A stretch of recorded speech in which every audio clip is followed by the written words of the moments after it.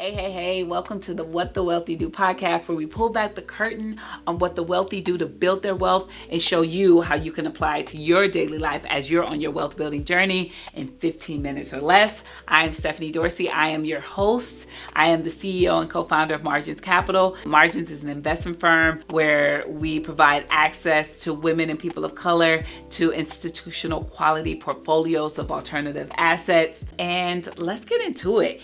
Last week, we talked about corporate benefits, which is really the best way for a lot of us high earners to take advantage of these tax mitigation strategies. And today we're continuing our series on corporate benefits, the hidden gems in your HR portal, especially as we're entering the corporate election season. And so last week we talked about your employee stock purchase plan as well as your 401k and a mega backdoor Roth 401k Roth that you may or may not have heard of. And today we're going to talk about the health savings account, the flexible spending plan, as well as the dependent childcare spending account. All right, health savings account. Some of you might have heard about it, but it is literally the best tax advantaged account that exists in the US, at least.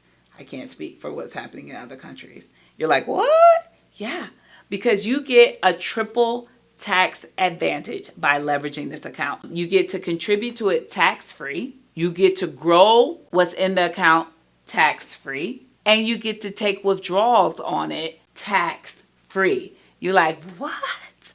Yeah, right. So if you elect to participate in a health savings account, first, there's the limitation. You have to be in a high deductible health plan, right? So that means you need to have a minimum deductible of $1,650 for self-care or $3,300 for your family. So you just need to reach out to your HR person, figure out if you're eligible. You probably are, unless you're married and your spouse is doing something and you have to figure out how to do it collectively. So that might be a thing that you have to figure out.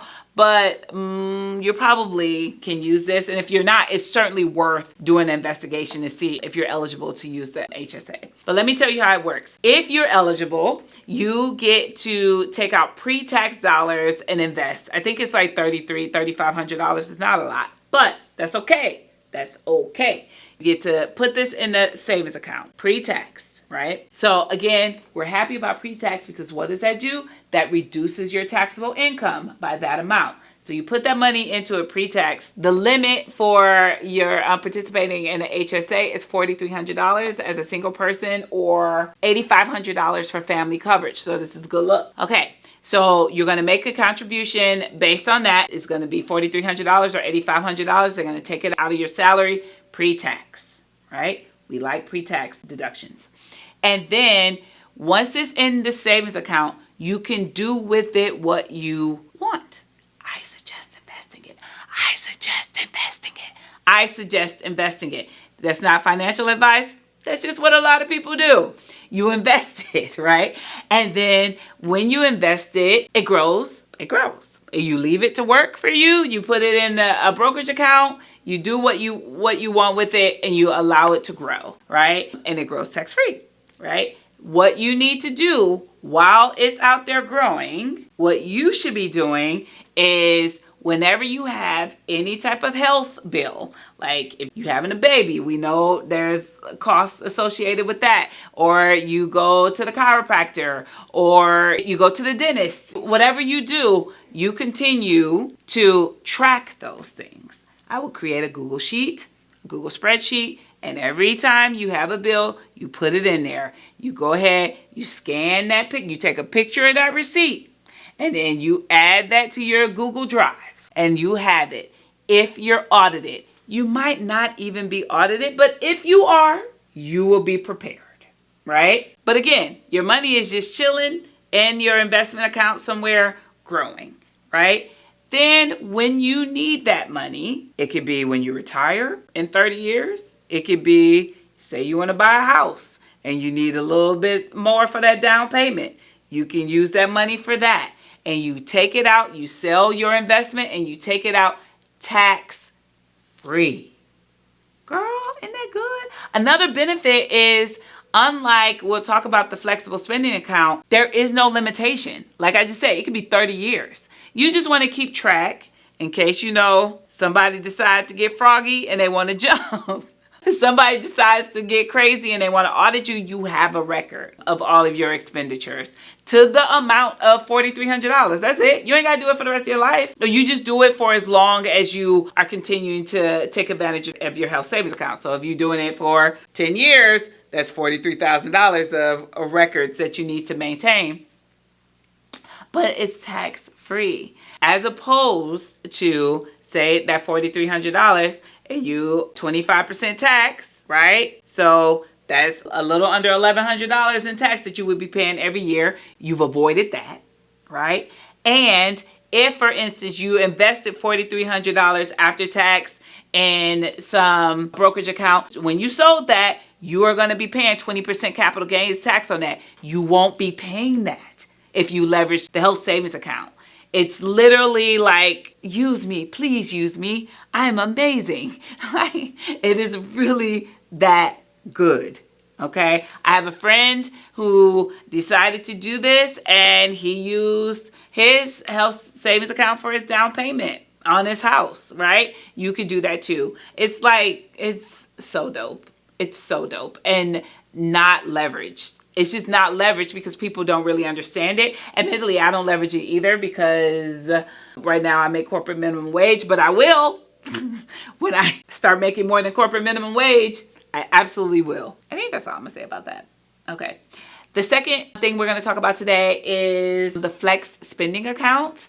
And this is another, again, we like it just because it reduces your taxable income. However, how it works is you determine what for the year ahead, because you have to make this decision, for instance, in the next couple months, right, at your company.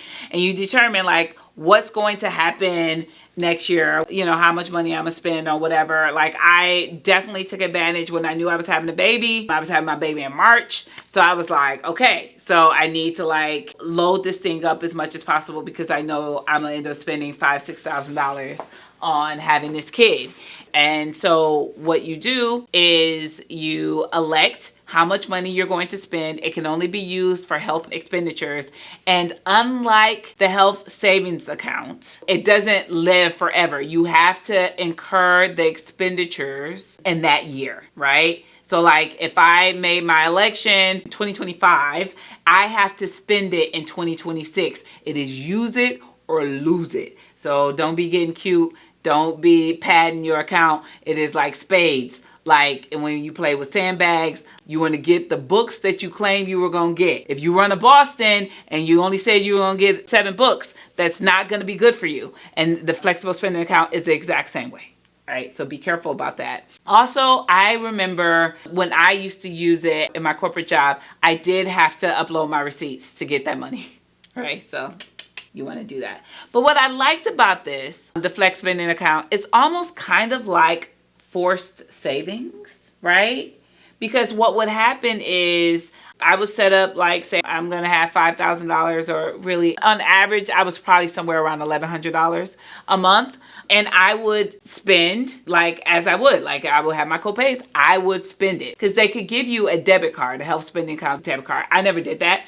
I used to just pay it with my own personal debit card. And then at the end of the year, submit my receipts. And then it's like a windfall, like of $1,100. Like, yay, it's free money. It's not free money. I saved it, but whatever. So that's one way you can leverage it. And the last one that I'll talk about is the childcare dependent savings account. And this one it too could be a little tricky because the limit is $5,000 per household. So if you have a partner or a spouse, make sure y'all not double dipping. Ain't nobody trying to get on the IRS bad side.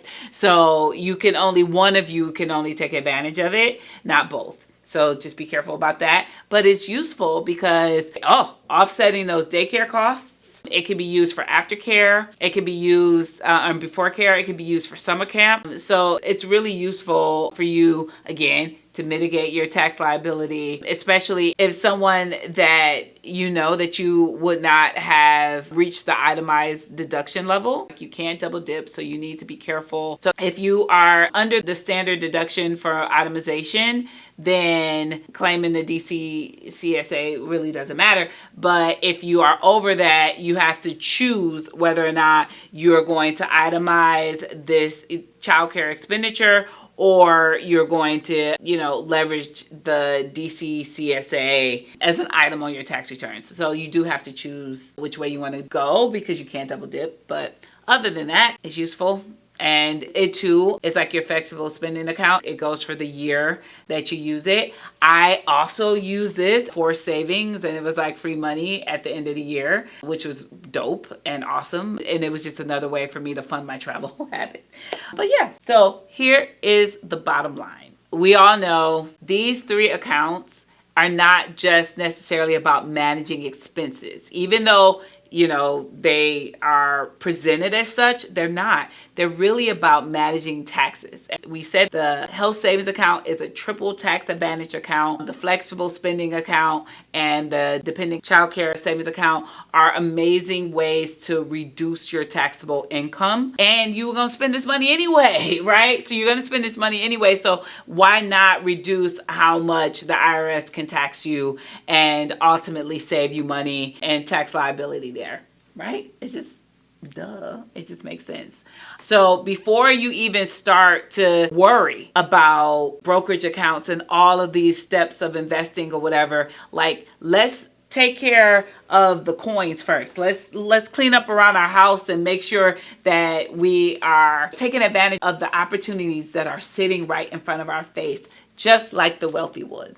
Right? Remember, the wealthy don't just earn money or earn a lot of money. They really focus on keeping the majority of what they earn. And this corporate benefits allow you to do that. So if you're sleeping on these benefits, this is your wake-up call to reach out to your HR representative to see what are some of the benefits that your company offers. Even if you work at a private company, ask them. They probably do it because you want to know why. It's a tax write-off for them. And it's a cultural opportunity for them. Like Margins offers a 401k plan and match. We offer it. Ain't nobody took advantage of it yet, but we offer it because we get that tax benefit of write-off as well. So it's a win-win. So thank you so much for joining us today. Hopefully this episode, you found it to be helpful. If it was, please share it with a friend. And also follow, subscribe, give us a 5-star if you learned something from it. And we look forward to seeing you next week, which will be a whole new month. Bye.